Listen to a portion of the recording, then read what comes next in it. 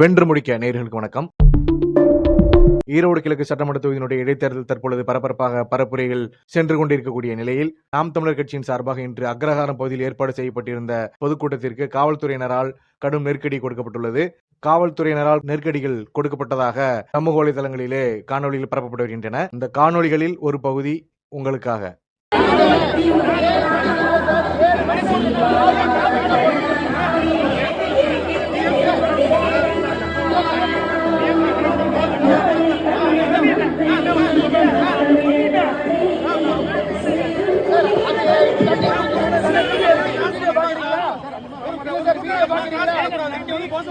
நீங்க இப்படி தட்டி கொடுத்து சொன்னது வீடியோ எடுத்து பாக்குறீங்களா?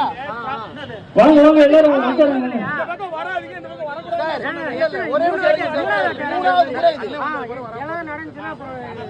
சார் மறுபடியும் சொல்றேன்,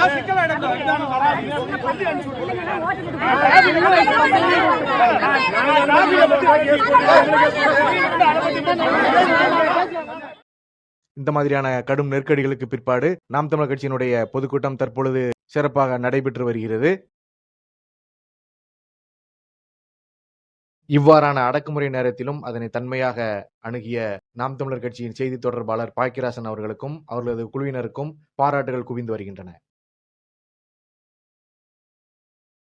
மற்றும் ஒரு காணொளியில் இணைவோம். நன்றி.